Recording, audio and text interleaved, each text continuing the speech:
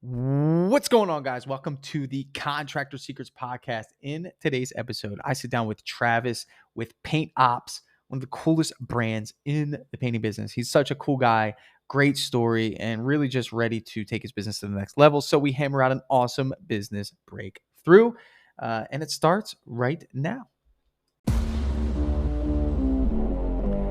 Contractors all over the world are wanting more time, more freedom, more impact. The way we do this is through implementing systems, processes, standards. Welcome to the Contractor Secrets Podcast. Here we hit business strategy, coaching, mindset, motivation, the tools you need for success. So strap in, listen up, and get ready to grow on the Contractor Secrets Podcast. What's going on, everyone? I'm here with Travis with Paint Ops in Georgia. What's up, man? Welcome to the Contractor Secrets Podcast. So we had a chance to talk yesterday. Dude, I heard a little bit about your story, man. I'd love for you to maybe share a little bit of the background because it's such a cool story. You don't have to go crazy, just a little bit about what got you into this, into the painting business, why you got started. Yeah, so I first held a paintbrush in my hand. I think I was probably 17. I worked for a contractor.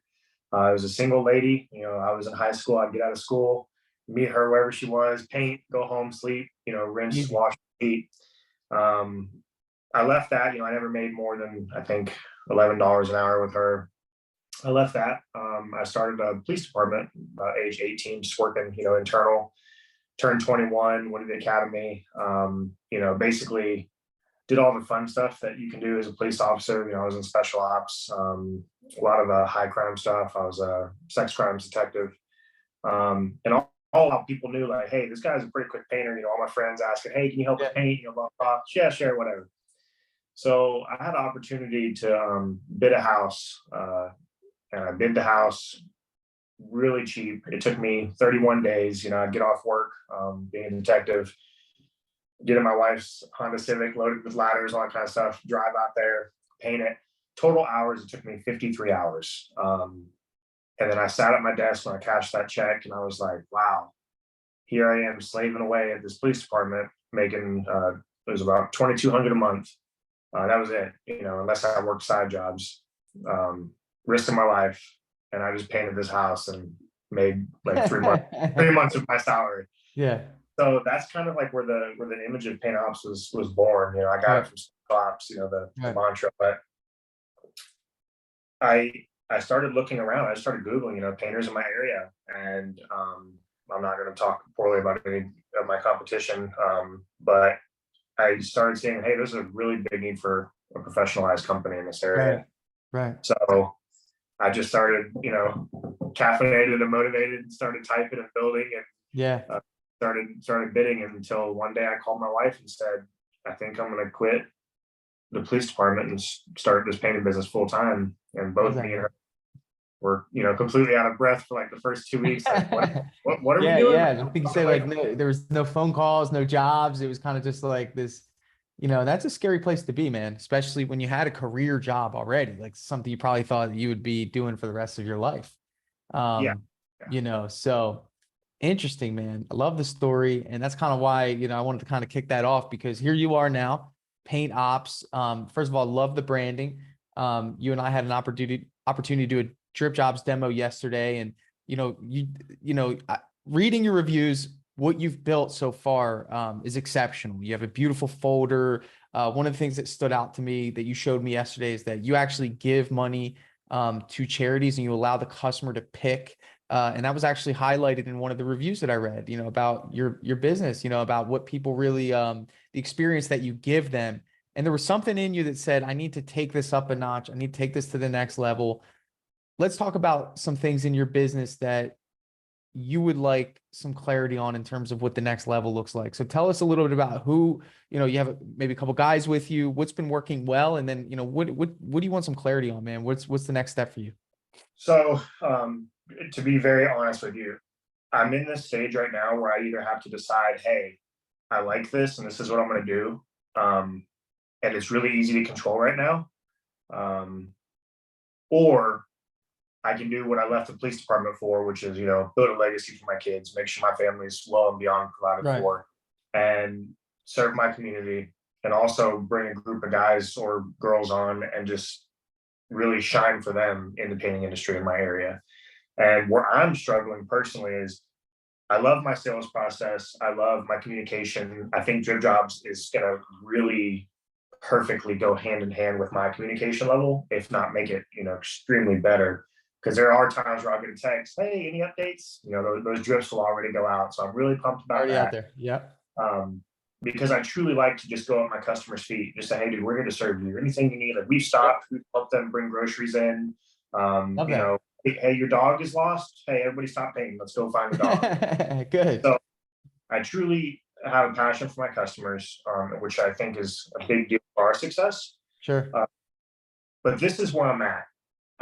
So I have two guys that work with me. One has been with me since the beginning, and he is my workhorse. I will say he's not the most talented painter, but boy, does he try every single day. And the greatest thing about him is if I was like, hey, dude, I need you to grab that shovel and move that mountain right there, he'd go shovel by shovel. Like he just has a heart that's just dedicated and pure. Love I have another guy that's with me. He's probably one of the fastest learners I've ever seen in this trade. He'll go real slow, and I'm like, hey, man, don't be afraid of it. And he's like, he'll go real quick. Through it, yeah. And when I saw that, when I saw how quick he is to learn, I'm like, man, there are more guys like him, and it really opened my eyes. And this is where this pivotal moment is coming. So I've been tracking my numbers, my production times. I'm talking like I've been tracking data like crazy. Adding the third guy has obviously with training and stuff like that, it's completely changed our numbers, which I understand. And I'm not holding him, if we work 5 hours, I maybe count 2 of his because we're in training phase. But what is holding me, where my crutch is, calendar, timing, and then close to the weekend. So what I like to do is work Monday through Thursday and then do my bids on Friday. Okay. Because I'm still in the field, I'm still there with. So are you the third guy? So when you say the third guy, are you the third guy? Yeah. So it's me and Christian, and then we just had another guy start. Got it. So you and Christian up until this point have kind of built this, right? I mean, in terms of like the production side of things, it's always been you two. It's always me and him doing the labor. Yeah. Got it. Okay. And then I do everything else, so like the numbers, the estimate, the SEOs, and all. So when I look at this, it's almost like, okay, well, there's a couple principles that I want to kind of talk about. Number one is, first thing you need to understand is that Travis is an employee of Paint Ops, and he's also the business owner of Paint Ops. So you're operating in 2 roles, right? When you look at it like, oh, well, the third guy is kind of slowing down our production and making our, our numbers, shrink. Really, the goal is that he would replace you. And I know that's a hard thing to swallow, but when you look at it, like, it seems like you have a flow with 2 painters. Now, you removing yourself from the equation is a heavy hit, but what it's really doing is it's allowing you to actually be in the role that you're supposed to be in, Yes. and I think you understand that, and I was curious to know, like, what is your goal in terms of when you plan to remove yourself, if that was even a thought up until this point, what does that look like? Yeah. So my goal is to remove myself from the field eventually, but I am one of those people that's like, I kind of just still want to be there. Like I want to still show up. I want to like I don't want to be a business owner from the office. I want to still talk to my customers. Job sites. Hey, load up the sprayer. I'm spraying today. I mean, I don't want to remove my just. I truly love working with these guys, man. Like when they do something cool, they're like, "This is awesome." I love that. That's great energy. So my goal right now, is to get 2 or 3 teams of 2 to 3. And I'm in this weird position because right now we do cabinets, interior and exterior. I'm the only sprayer right now. Neither of the guys know how to spray. Working on it, but it takes time.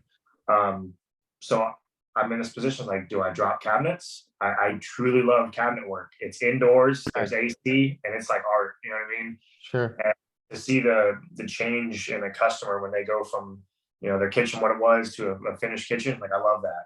Yeah. But can I carry that on with my business and what I'm trying Well, to I like to tell people this. You may have heard it if you've listened to my podcast, is that you're running three businesses, interior, exterior, and cabinets. They all have different ways to be marketed, different ways to be sold, different ways to be produced. So that tells me it's a different business altogether. Just because it's painting doesn't mean that it needs to be done, that way. But I think that kind of hurts.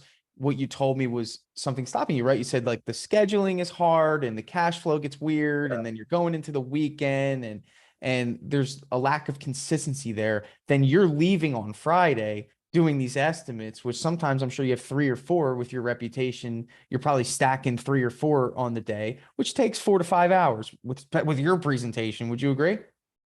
the most I've done is 8, and it is an exhausting day. It's an exhausting day, right? So Christian's working alone on Friday, and there's just this kind of like rift in the system, from at least what I see.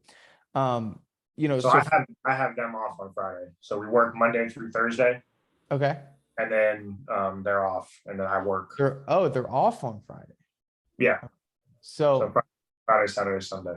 okay, I like it. I mean, I think are they working 10-hour days? So we had it set up for 10-hour days, Monday through Thursday. So it could be 10-hour days, and that's where the hours get weird. But there are some days when it was just me and him, like we would kill ourselves one day, and then the next day, I'm like, hey, let's cut early. You know what I mean? Yeah. And that's kind of like the belly of the beast. All right. So mindset shift here needs to be like, and I could be wrong. I'm just kind of just poking at you just to see like, where we're at, but like, are you surprised at your success? Very, yeah. Okay. That's what I Yeah. thought. I think there's a part of you that feels like it's too good to be true. And I think It's that's natural. scary. Yeah. Yeah, it's natural. I mean, it's almost like, I don't know and the reason why you feel that way is because you don't have any marketing. So you're very reliant upon word of mouth. You're very reliant on people calling you and hoping that, and what that makes you feel like is that you're out of control, right? Because you don't know if it's going to ring. You just need to like make sure you're there to protect your word of mouth at all times, right? Yeah. So that's kind of prohibiting. And the reason it's prohibiting is because, again, anytime we're out of control in business, that means we have to hyper focus on it to protect it. It's almost like, I don't know if you can visualize like building a pile of sand, but the sand keeps falling down and you can't really get up because you keep trying to put sand that keeps falling. And it's this never ending battle of just making sure things are perfect. And there has to be some sort of disassociation to that. And it doesn't have to be you leaving and working in the office. Everything that you told me that you love to do, hey, make sure this is done, or go do this, or, just overseeing the job site in general, has nothing to do with you painting. Painting is fun and it's great, but you just said one of your goals is to have 2 or 3 crews. You can't really accomplish that with the current system. This. That's why you're here. You get it. And I just want you to emphasize, like I did actually a little talk up in Pennsylvania. It was a cabinet refinishing event. And one of the things I talked about was making powerful decisions to impact others. I feel like you're the type of person that would want to impact the lives of others. I think you're already doing that. You're realizing that you can create a great opportunity and it's important to you. And I think that you need to understand this, the biggest decision that you're ever going to make, you already made it. That was quitting your job, right? So like, and I tell people this because there's got to be some barriers here. Like you haven't really pulled the trigger on marketing. You haven't, up until this point, pulled the trigger on like a software. Like you're kind of like hesitant to just like to do these things, and that's normal, okay? Because everyone's like that. But I'm just trying to emphasize to you that like there's 2 things that are going to happen when you do something like investing in a software, investing in a marketing company, buying leads, things that are super uncomfortable. In other words, you told me that you were making $2,200. That's a moderate to low ad spend for an average company, right? So the mindset is, holy cow, I'm spending $2,200 on marketing. I used to make that in a month. That's a hard thing to do. Would you agree? Yeah. You know what I'm saying? Like average person. But again, the investor mindset is, I need to do this for a few reasons. Number one, I need to have something that I can control when it comes to lead flow. Super important, because if you don't believe and have confidence in your company's growth, which comes from lead flow, then how are you going to have the confidence to hire people? So that's where I'm kind of weirded out, because like there was a time this year we were booked for 4 months, And I was having to go to, like, right now I'm booked. I think I've got 14 jobs still outstanding right now. And my exterior season is going to start ending here soon. So I gotta, we've had Yeah. having some rain. So my fear has been, all right, so I pay for the marketing. Now I'm going to customers saying, hey guys, we're actually 5 months out. How long are Well, these people? there's a balance that you have to really work. I mean, I feel like you're a very analytical person. You're very interested in the numbers. You're very interested in the system. I love that. Brother, 2 crews of 2. I mean, at this point, you have to set your team up to be able to grow, right? And I think it starts with the jobs that you take. I mean, taking interior one day, exterior the other day, and then going to cabinets. You and I both know that, cabinets is a totally different monster. It's not even easy. And, if you're taking a week to do a cabinet job, you could have banged out 2 interior jobs and probably made the same amount of money. Yeah, I could be wrong in some cases with very big luxurious cabinets, but you get what I'm saying. I do. So Yeah. so yes, like you asked me, should I drop cabinets? Right now, yeah. I mean, I'm not saying you can't do them again in the future, and it's going to be really hard for you to say no because you're 100% dependent on word of mouth. You don't have the luxury to let these things go, right? Mhm. So in other words, if I call you and say, "Hey, I heard you did Joanne's cabinets," what are you going to say? No, we don't do cabinets anymore, and let Uh, 6 grand leave, right? yeah, That is your challenge. It's your ability to say no to protect the system, because the short-term pleasure is the money. The Mhm. long-term pleasure is the fact that you have a system that operates very, very systematically and smooth. And that is the big challenge. If I were to narrow down one challenge in this entire podcast that I do, it's that right there. It's the ability to let that go. How do you let that go? Well, if you have marketing that is marketing for interior and exterior painting, and you know that you're going to get 10 or 15 of those leads on average because you have a certain amount of ad spend, then at that point in time, it's easy to say no to cabinets because you know yeah, that, hey, you're going to get another opportunity. Now's the best time for you to say no because number one, you're so booked out. But number two, don't make the mistake of thinking that being booked out that far is a good thing. Your customers are suffering. They're not happy about that. yeah. No, You got 14 jobs. You might be maybe 4 months booked at this point in time, right? Mhm. Okay. Yeah. Is it scary? Is it scary to you to do 2 jobs at one time? I don't think we would be able to do 2 jobs at one time with their, because like the one guy has been with us for 3 weeks. And then the jobs that we have lined up, if Christian did them solo, we just take, because they're larger jobs, Sure. So here's what I've learned, right? There's certain jobs that are easy and not just the actual job itself, but the customer, right? Sometimes you get Yeah, customers that you just know are like super cool, right? yeah. Like very, very beautiful people that are not picky. They're not needy. They just are happy you're there, right? Well, I'm Mhm. sure you can identify those customers. That's the type of job you want to give Christian an opportunity to do by himself. And you are the only one that can turn the key and control that, bro. I mean, you are the person that opens up doors of opportunity. Now, you can't tell me that he can't run an interior project by himself that doesn't require spraying, right? Correct. Right. So that would be a great opportunity for you to just test the waters there, see what it Mhm. looks like, give him an opportunity. And you know what could happen in best case scenario is that you allow him to do that while you go and do a cabinet job by yourself just to see what it feels like. Yeah. And then at that point in time, you might say, well, this is good. I like this. Christian, I want you to do the next job. In that time, you hire another person to work with you to do the next interior and just see what it looks like to do 2 jobs with 2 people at one time, with you being on the other crew. In worst case scenario, if this just hits the wall and it's horrible, well, you bring the person you hired to the Christian's crew. You have a team of 3, and now you have one crew of 3 that's producing a substantial amount of work that can knock out some of this job time, Yeah. right? More cash flow, right? Happier customers, better promises, easier scheduling. Doing Monday through Thursday is a really cool thing, and I'm sure people appreciate it. Very hard to manage if you're not doing a solid 10 hours a day Yeah. because it's not knocking down the jobs quick enough. Mhm. With a team, So good.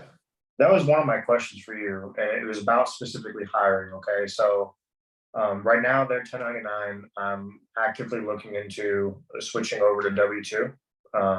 And I'm building all that out right now.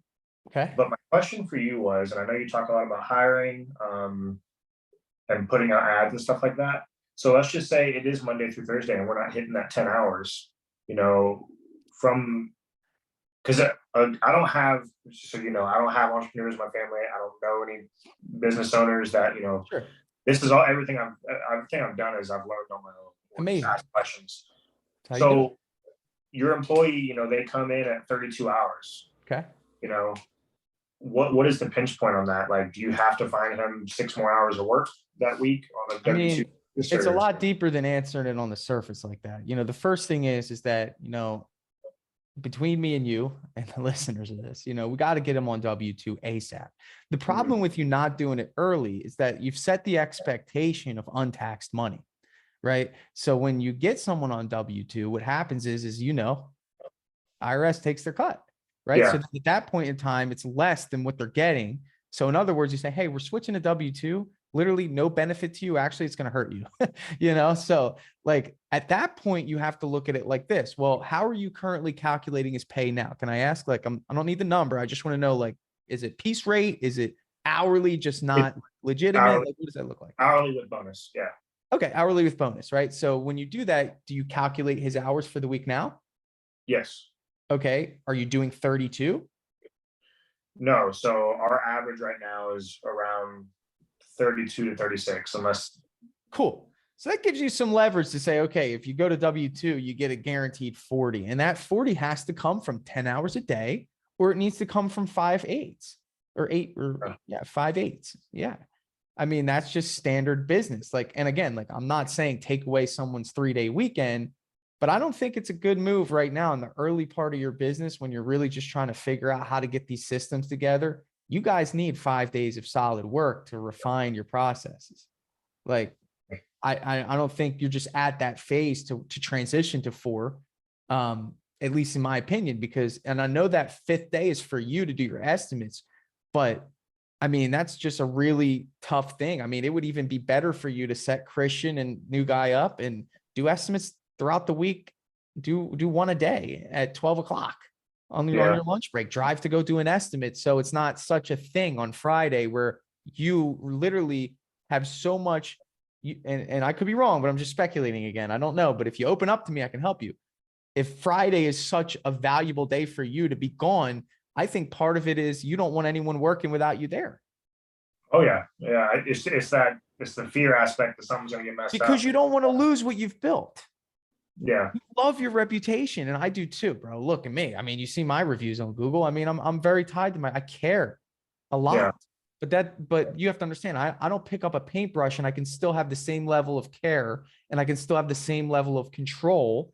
I just have enough faith in the individuals that I place in roles of management and give them responsibility to showcase a human's true internal attribute, which is the ability to lead. Everyone has it in them. Everyone wants to lead. Everyone has the ability to lead if they're given the opportunity. Yeah. Sounds like this person, Christian, you have is a freaking rock star. Mm-hmm. And the only person stopping that person from being autonomous and taking over a little bit of responsibility is you. Yeah. And I've seen people lose great people like that. Not saying that Christian's going to leave. I'm just saying because it just never happened, right? That person wants an opportunity. Who doesn't want an opportunity to showcase their ability to lead, bro? Yeah. Yeah. So my next question is about production, right? So I leave him and the guy on a job site. They're working. Yeah. And it's let's say we go back to 5 days. Okay. It's Thursday. They're wrapping up around 12 o'clock. Okay. Clean up. All right, guys, good job. We still have Friday open. And this is where it gets kind of weird for me. Again, not growing up, you know, around contractors. Sure. and the trades. Yeah. Do I call that next customer Thursday and say, hey, we're going to come Friday and set up the job? 1000%, man. You have to fill I did it yesterday. We finished the job. Well, I did it today. Actually, it's Friday. So we finished the job yesterday early. And I said, hey, we're going to start prepping tomorrow. So yes, the weekend is going to sit with plastic and caulk Okay. tape.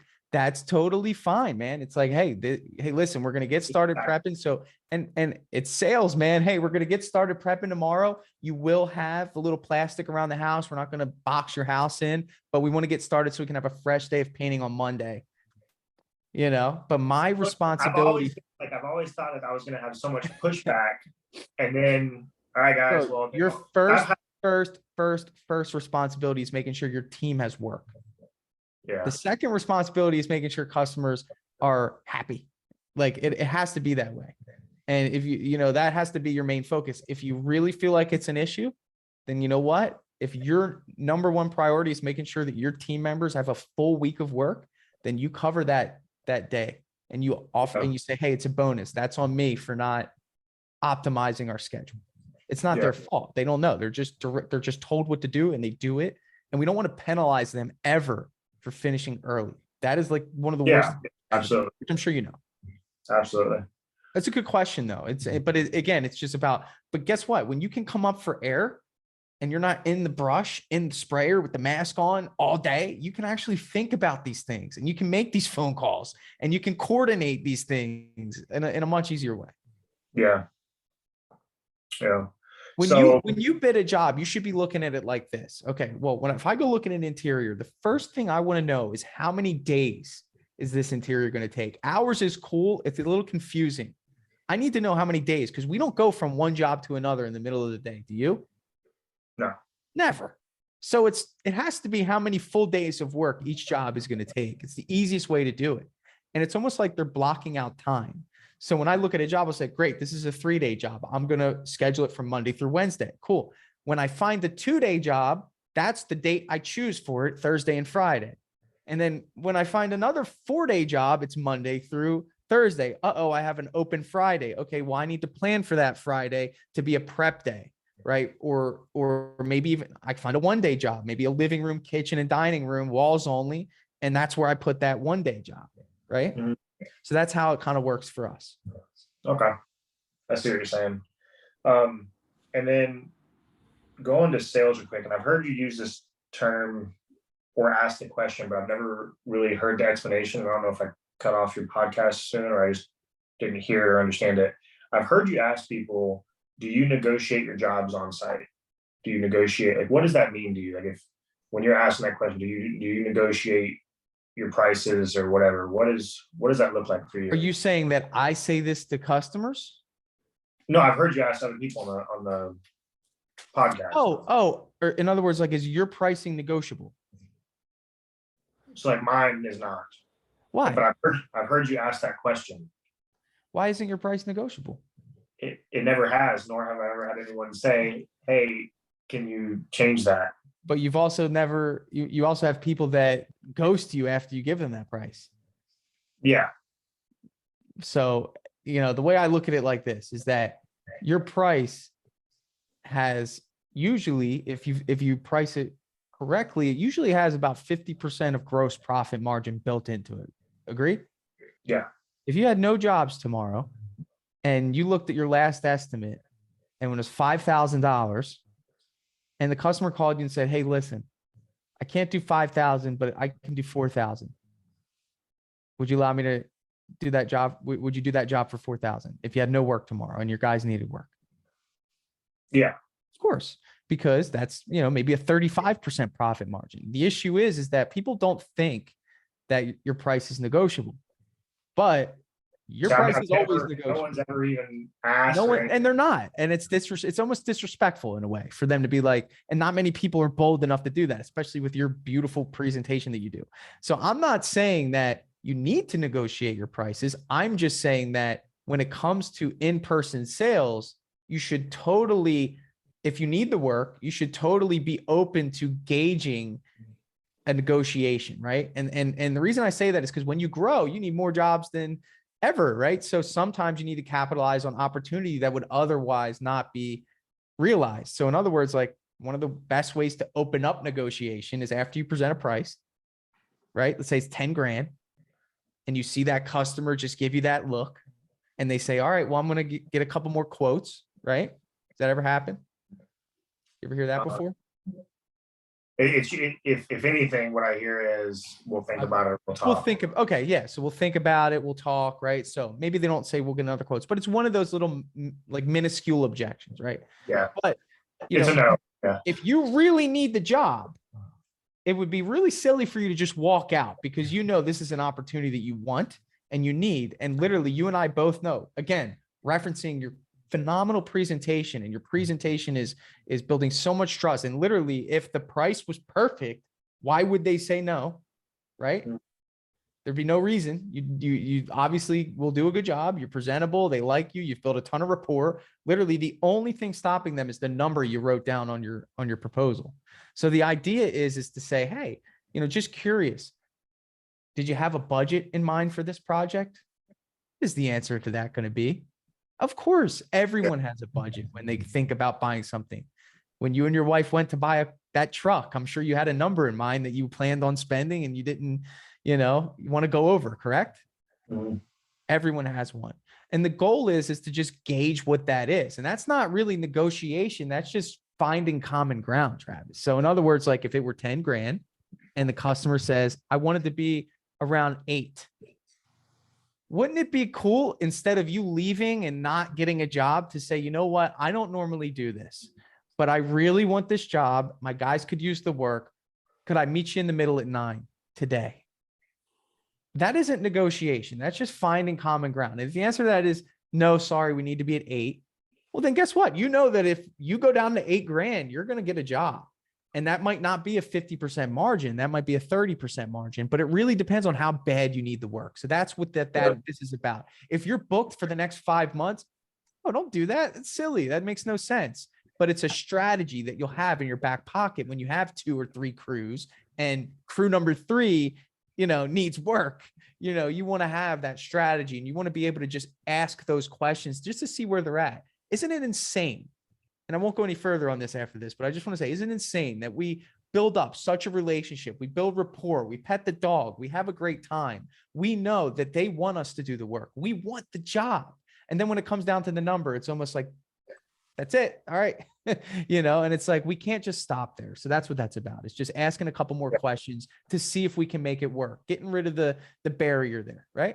Yeah, because in my mind, when I started job costing, I was like, I must do X, Y, Z to make sure these numbers, I got kind of autonomous with that, and I do need to probably back off that, especially with the growth mindset, which is what I'm aiming exactly for. The growth mindset is as many jobs as possible, because it's not so much about you making the money. It's about you having the reps, and it's about you learning the sales process, and it's learning how to capitalize on opportunity. Let's say we fast forward 4 years from now, maybe even less, and you want to bring on a salesperson because you are just killing it and you want someone to come take over sales. You want to enjoy more time with your family. You want to just okay. Well, that salesperson needs a strategy. And if you're generating leads for that salesperson, you're paying a marketer. Okay. You're not going to be happy when he tells you that people are just saying that they need to think about it or they're going to get back to you, right? You're going to say, no, dude, you need to stay in there and you need to ask what their budget is and figure out how far away we are from making a deal happen so I can capitalize on my marketing expense. That is where it comes from, right? Yeah. Okay. So let me ask you this. Right now we're in August. I'm booked out about 3.5, 4 months. Rain pending for 2 exteriors. You're me, I want growth. And what does your 3 months look like? Like, what are you? You have too many jobs, like, to not be using this opportunity to hire. I usually deal with people that have no jobs and want to grow. And I'm like, well, we got to get jobs first. I mean, so for you, there's no fear in bringing on another person. I know you just hired one, but you need to bring on another one, and you need to play around with what doing 2 jobs at one time looks like. This is your time. You have customers that trust you. These are word of mouth customers. These aren't random people, right? These are people that have found you or heard about you or value what you offer. You've got to learn what it looks like to run 2 jobs at one time. Or if you want, do what I did and put everyone on a job and knock them out quicker and see what it looks like. It's one of those 2 options. You like the latter option? I like the option of working together. I did that and it was way easier to manage. And I felt as though there was a lot of camaraderie built with 3 Oh yeah, and that's what 4. I love. Yeah, Yeah. I really like that. But I think the mistake that you'll make if you don't have awareness about this is doing that and not putting Christian in charge. Because every time you step on a job site, Christian loses his opportunity to have some authority.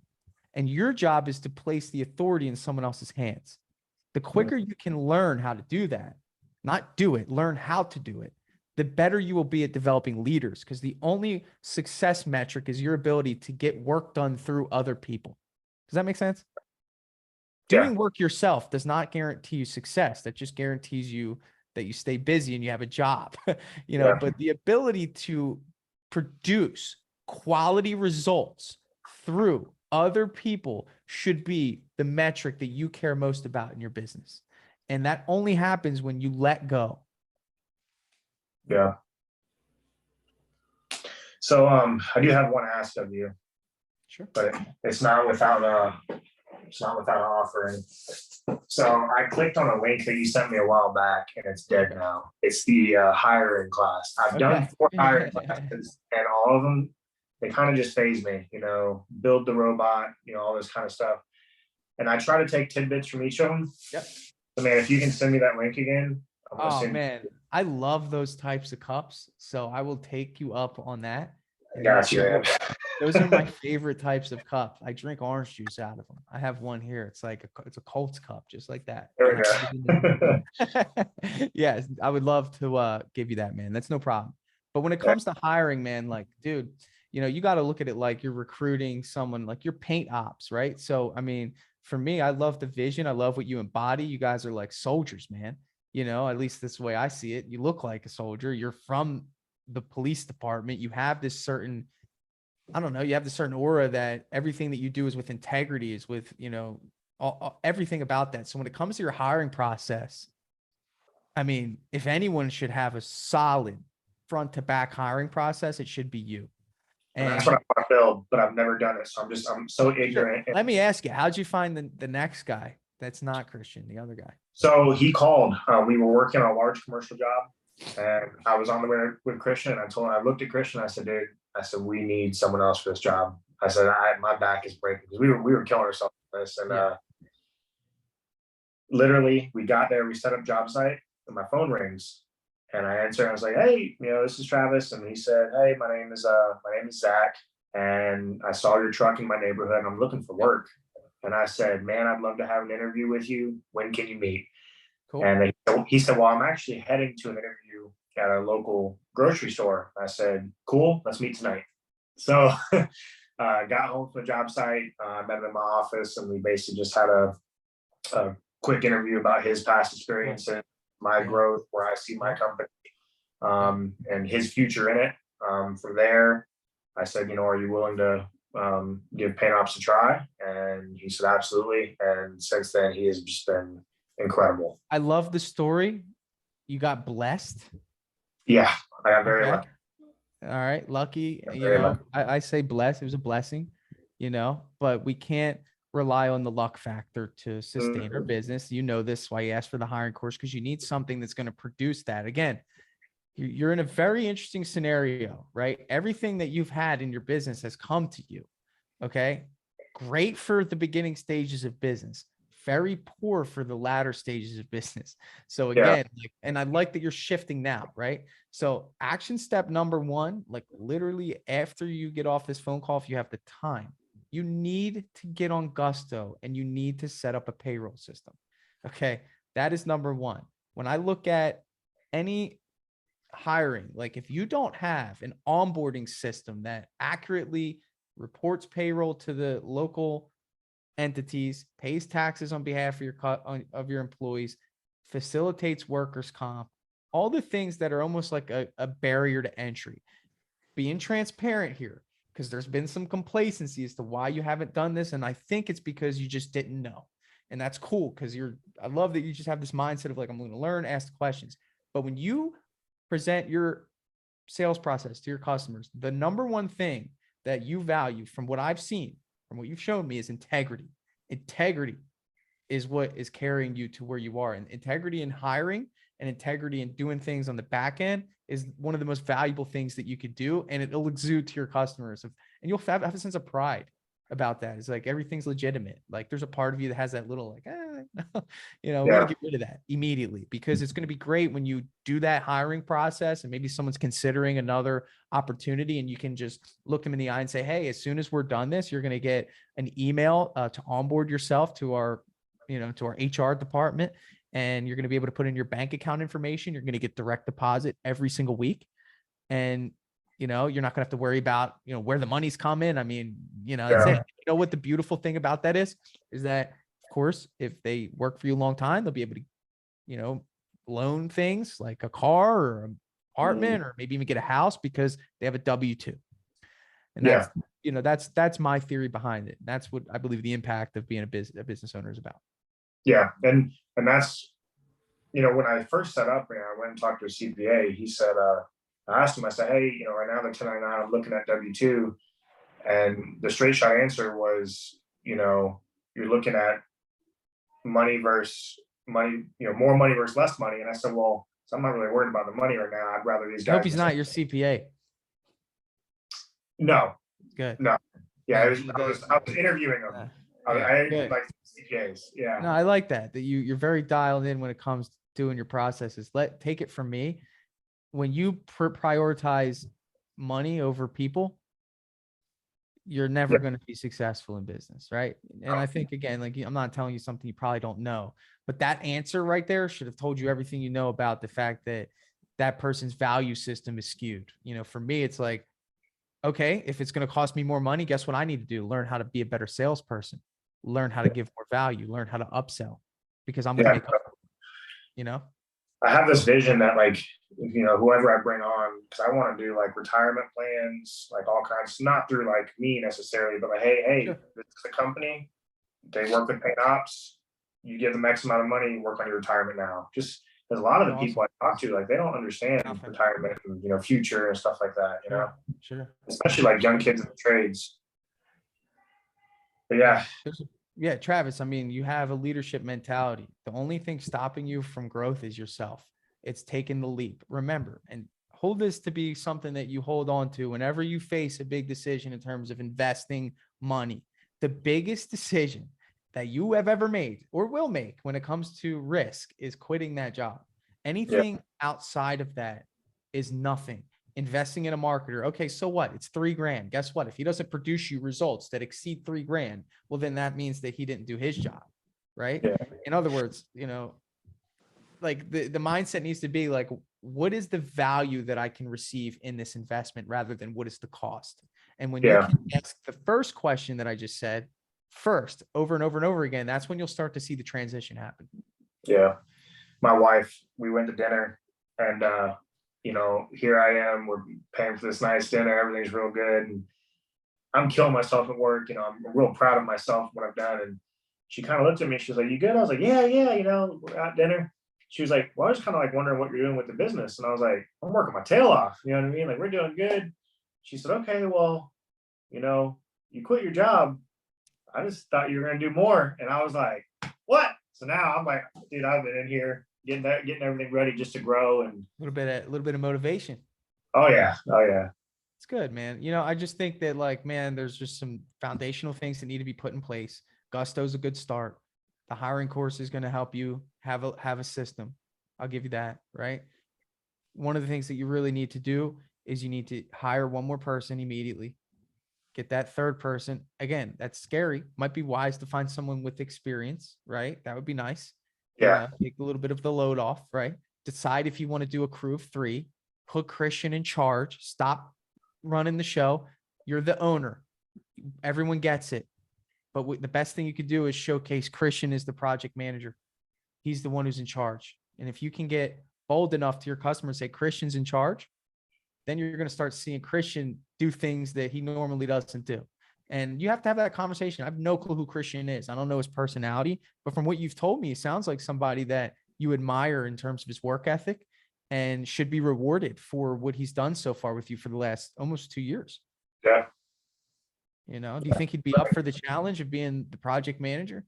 Oh yeah, we literally have that chant regularly, and it's So I always. think it's wise to do a sit down with the raise with a overview of what his responsibilities are. And I think you're disciplined enough to outline those responsibilities and keep those responsibilities accountable. You can't grow if you're painting. Yeah, It won't happen.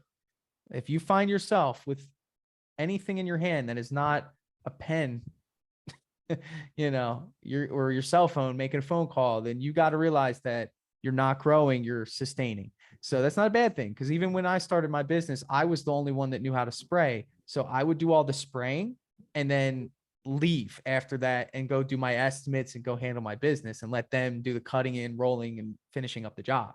yeah. So don't let that be a hindrance to your growth. But, last question I have here, how, and I feel like I know the answer to this, but how often do you let Christian spray? Oh, almost every job. So he should be ready soon. He gets Well, very like there's a he difference gets between that house sprayer. painting spraying. There's a difference between house painting spray and cabinet spraying. So make sure you tell me which one. We do spray our exteriors, but when we do all of our trim, like do full house trims, we spray all of our trim indoors. Okay. He gets nervous because we're in people's house, and he's seen me, in the beginning, get some overspray places. My favorite thing I ever heard, it was from Chris Berry, Idaho painter. He said it can all be fixed. So now whenever we get some overspray, I'm like, it can be fixed. It's fine. It can We'll be figure fixed. it out. Done. But yeah, so I do have. I'm like, hey, knock out that room. He'll spray. What I really need to do is just take a full 2 or 3 days and just say, hey man, me and you were spraying a shed, every angle of it together. We're Yeah. gonna dial this thing in. Yeah. What do you think about what I told you today, man? Anything stick out? Yeah, it's almost one of those things, like it's everything I tell myself I need to do. That's why I asked you, hey, 3 months from now, you're me, what are you doing? I do believe I need to hire another person. My fear is to have 3 people, because like I told Christian, if I can make you 80% as good as me, I am happy with that standard. I am a paint perfectionist. You know what I mean? Like, there's a sag, a drip, and nope, get it, fix it, drip. You know what I mean? Yeah, but that's where your quality control comes in. He can Yeah. do the bulk of the work. You could come in and make sure it's refined to your standard. Yeah. Yeah, I think I need to let control in that aspect for sure. Hire and look at probably my hours, so that way I can do some more estimates. My big, because like I haven't wanted to shut off estimates, so I'm still taking the leads in. Never shut off estimates. But the thing is that it's all right. Here's another example. When you show up to a house and they're all excited, and then you guys go through the whole sales process, and they, hey, by the way, how long until you can get to us? That is the worst feeling, and they always look at me like crazy. And They're then like, "Hey," and I'm like, yeah, well, yeah, I'm 14 weeks out, oh my God, dude. So again, like I said, your customers are suffering right now. This isn't good. Don't have the illusion that you are hitting your stride in your business. It's almost good to make sure that you humbly accept the fact that you're failing. And that doesn't mean that you're failing in the eyes of, society, because you did build something great. But the failure aspect of you're failing these people that want your service or ready to pay for your service, but you can't get to them, should be motivation to go over the barriers that you're facing now, which is maybe the fear of bringing on somebody and not having enough work, or finding a marketer and not being able to sustain the marketing budget. Well, you do that as a business owner by balancing out production. And you can only do that when you're not painting, because you can't see the picture. Yeah, because there's nights I get home and I don't even want to look at that computer. You don't even want to look at it, right? So we can't live that way. And you can also do it like this. Maybe you take 3 days a week off and you paint 2. Don't just go cold turkey. I know that you really enjoy the trade. And I'm not saying you have to stop painting. I'm just saying that your job is to build a legacy. And hard to do that with your head down. Gotta shift that mindset. And I think you've helped a lot with that. Cool. Yeah, man. Right on. I just gotta find someone that's on par. There's someone right now. It's Friday. Okay. They just got their paycheck. It sucked. They hate their job, but they're a great person. They don't get recognized for it. There's no appreciation, and they want a better opportunity. And right now you're sitting on this call with me when you could be getting that hiring course after we get off this, knocking it out real quick, putting out the ad and getting applicants and growing. If you were a franchise, which I think you could be with your branding, it's amazing. I love. Okay. I think it's cool. Who knows? That could happen for you. The first thing you would do when you would go into a town or a city, hire a marketer, hire SEO, get a website built, and start hiring immediately. You'd have at least a $10,000 budget to do that, right? And it's like you've waited 2 years to really spark that up for no reason, because the return is almost instant. If you blow up marketing, you're going to get leads. And if you blow up hiring, you're going to get applicants. Your job is the middleman. You connect the supply to the demand. That's your job. That is Travis's responsibility. You find the demand and then you produce supply for that demand. And your job is to perfect the supply, because the supply is your product. Your product is your team. Your team is how well you treat them and you refine them and you create a culture for them and you train them and you produce a greater product over and over and over again. When you look at it from that perspective, you have not been doing that in an optimized way just because of how busy you've been. So this is a good thing. I hope that you transition from here. Let Christian take over, man. Yeah, no doubt. You fired up? Oh yeah. All right, cool. I'm going to send you that link for the hiring course. Then I'm going to send you an address to give me that. Yeah, let me know where I can get that to, man. Cool, man. Any other questions, man? Anything I can hit on? Not at the moment. Oh, marketing. My last question. So I did a marketing experiment not last November, and my goal was to basically book January and February, beginning of the year. Okay. I had this big vision. It was this EDDM, big single room discount, because a lot of people call, hey, I just want one room, And I spent about $1,000 on the campaign, and I got zero return at all. I actually ended up having one friend call him. It was like, they actually lived in the area that I selected. And they're like, dude, you can come paint if you want. I ask you a question. Yeah. If you had a cavity, would you try to fix it yourself? No. Why not? Well, I'm not qualified. Right. Yeah. Do you think you're a qualified marketer? I spearheaded that. I packaged each freaking label, sent them out EDDM. I got zero. Let the pros do what they're good at. You do what you're good at. So that's my question. From your experience, what is the best marketing spend? I in my head, I like social media, so I would say Facebook, but I feel like people kind of shop on Facebook. The best marketing spend is diversification. You gotta be diversified. You need to be anywhere and everywhere a potential homeowner would find somebody like you, right? So in other words, you have a great Google reputation. You should totally be doing Google ads. 100%, right? You should be doing Facebook ads to create awareness. Maybe somebody sees you on Facebook, then they go to Google you, and then they call you, right? And yes, on Facebook, you can get leads, but it's also about awareness. It's about creating, branding on Facebook, seeing paint ops. Oh, I would like to get my house painted or my cabinets painted or whatever you decide to do.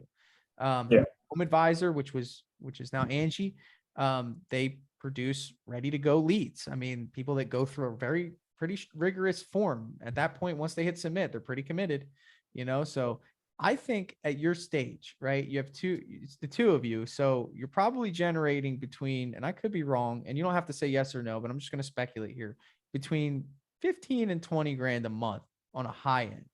Okay. If you look at that number, let's say it's 20 grand. Okay. You should be looking at 10% cost of marketing, right? So that means that your marketing expense should be 10% of your sales. So that means that you should be spending at least $2,000 a month on marketing. That means you need to be taking 10% out of all the dollars that you bring in and putting it back into marketing. Okay. Now, the goal is for that to go lower. And the only way that that goes lower is if you sell more of those opportunities. You don't need to spend as much on marketing, right? Yeah. So the goal is to get to maybe 5% in your business, but early on, you need to really kind of diversify. So I would say that try to be comfortable with allocating $2,000 to marketing. And when you chop $2,000 out, that's I guess my fear. I don't want to put too little on Google, too little on, you know what I mean? Right. Like what if you were to Eric has a few different packages, so you'll have to talk with him, but I think that again, like the goal should be get some Google, get some Facebook. Start there, and the cool thing is that usually these marketing things take a few weeks to get going, maybe 4 or 5 weeks to really kick in. You have the luxury right now, man. You have jobs that could be done.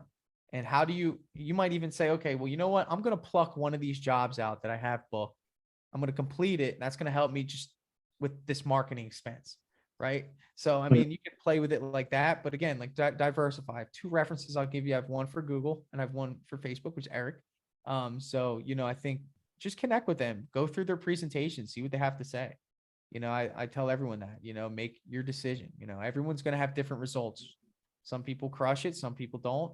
Again, having Dripjobs is going to help because, they're going to send the lead right to Dripjobs, be followed up with instantly, text message, email, book an appointment, ready to go. So, I mean, you have some things there that are going to help you. But, again, you need reps. You need to see what it's like to generate leads, convert those opportunities to sales. That's the goal. Yeah. All right, my friend. I appreciate you, brother. All right, I'm going to send you some stuff later. All right, man. All right, Trav. Talk to you, man.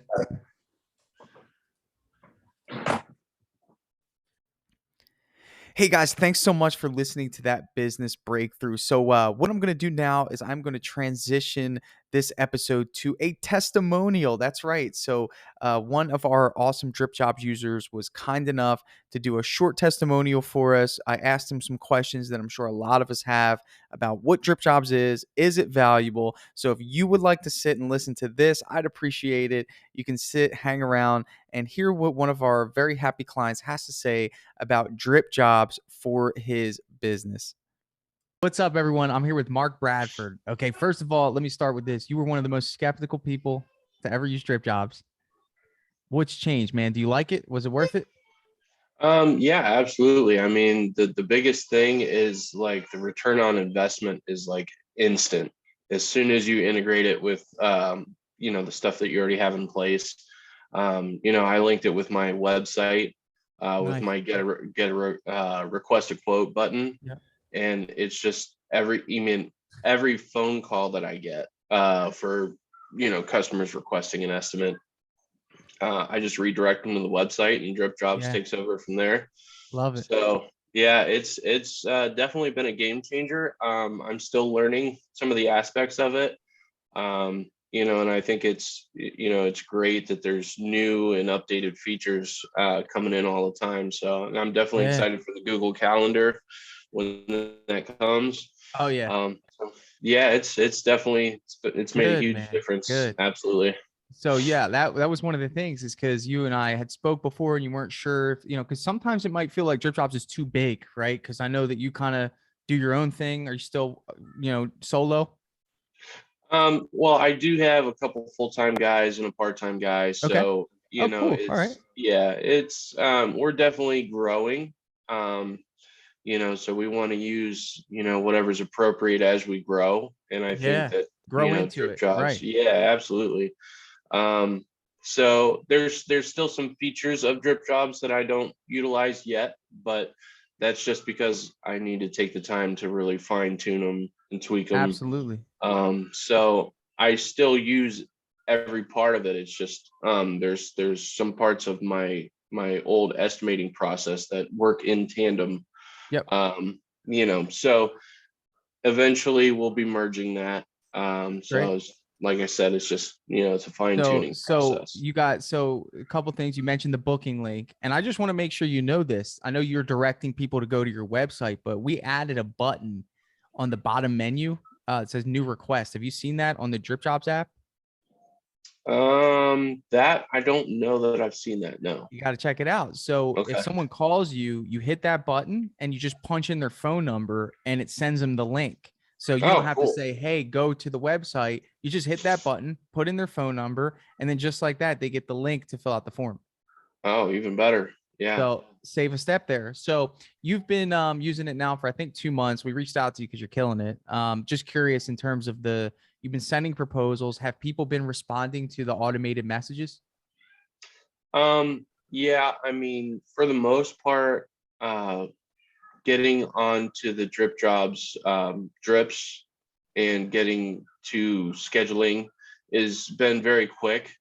Honestly, most of the responses that I've been getting through the automated responses have been like, just After you because send the proposal mostly? after I send the Right. proposal, and so I've gotten maybe one or two where they were kind of on the fence, and the automated email helped sway them over to the side.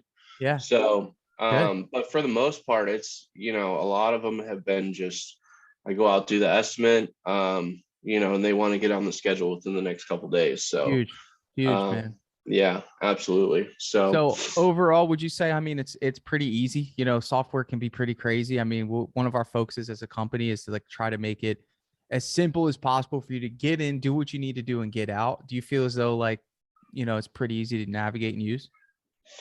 I think once you spend a good day and a half with it, it's, yeah, you can jump right in as long as Yeah. you're, somewhat computer savvy. Absolutely. Yeah. Love it, So man. it's getting more user friendly, I feel like. Yeah. Yeah. Did you From the notice we start. started putting the lead sources there on Yeah. on the deal cards? Yeah, that's great. Yeah. It's I just like being that. able to see where people come from, right? Yeah, and the customers have been using it too. It's Yeah. great. Yeah. Well, Yeah, we force them to on that yeah. form. I Yeah. I wondered mean, because it just started all of a sudden. I'm like, oh, yeah. word of mouth, cool. Yeah. Yeah, Word of mouth. And okay. you know what? Generally, people are really honest on there, which Yeah, is cool. It's yeah, not like, they just like pick whichever one.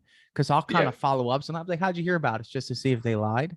It's yeah, like, all right, that matches with what you put. yeah, It's like I yeah. got data that I need to look at, lady. So make sure you're correct here.